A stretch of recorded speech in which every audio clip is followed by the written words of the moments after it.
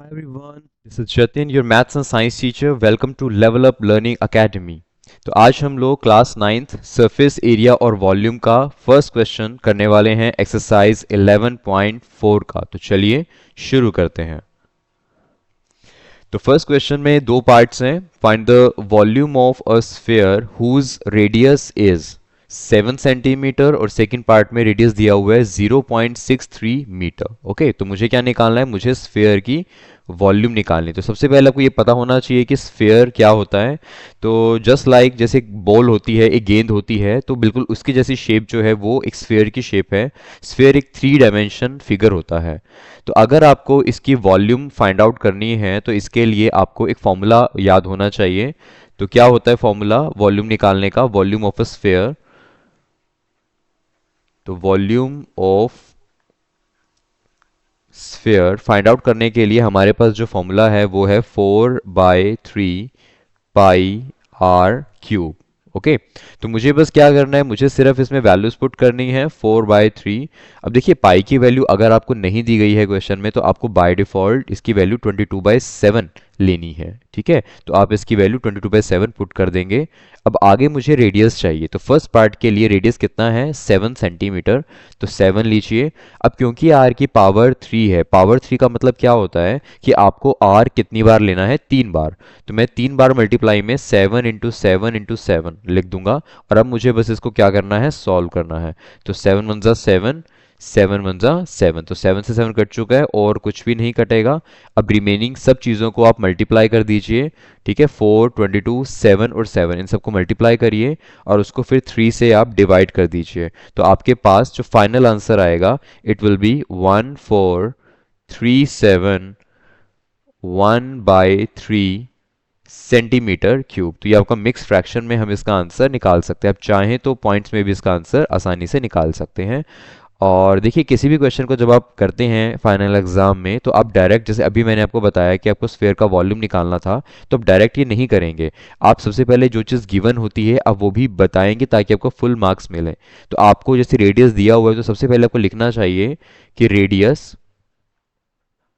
Of sphere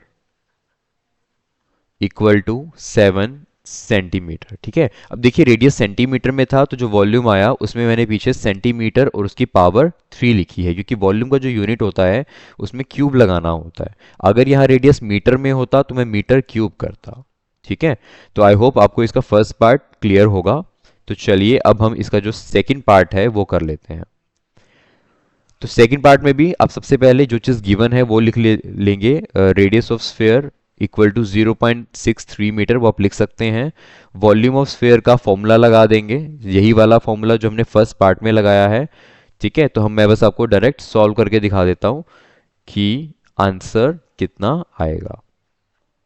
ठीक है, तो क्या होगा? 4/3 इंटू पाई की वैल्यू आप कितनी लेंगे? 22/7।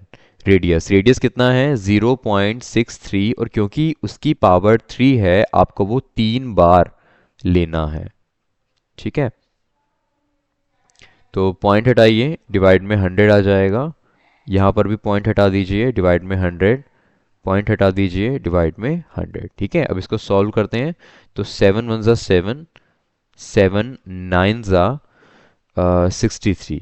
ठीक है, तो 3 की टेबल पे कट करते हैं। 3 × 1 = 3, 3 × 3 = 4, सॉरी 3 × 3 = 9। ठीक है, नेक्स्ट 4 पे कट करते हैं। 4 × 1 = 4, और जब आप इसको 4 पे कट करेंगे तो आपके पास 25 आ जाएगा। अब इसको कट कर सकते हैं 2 पे, 11, और यहाँ पे जब 2 पे कट करेंगे तो ये आ जाएगा 15। ठीक है, अब देखिए और कट नहीं होगा तो रिपेंडिंग कितना बचा है वो लिख लेते हैं एक बार।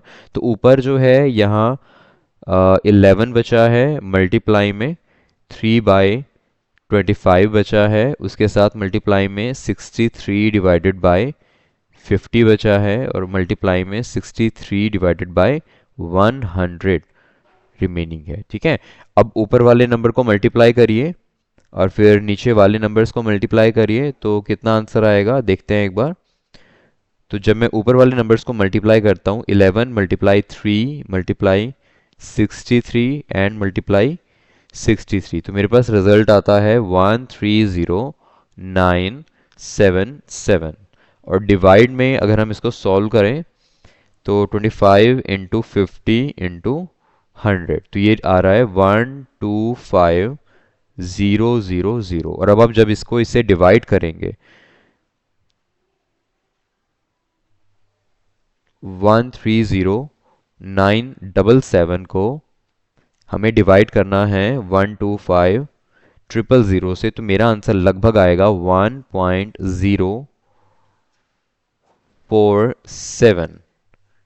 ठीक है, और इसके पीछे हम क्या लगा देंगे, सेंटीमीटर, सॉरी मीटर में है तो आप पीछे लगा देंगे मीटर क्यूब। तो ये आपका इसके सेकंड पार्ट का आंसर। ओके, तो आई होप आपको ये फर्स्ट क्वेश्चन जो है वो क्लियर है। Thank you.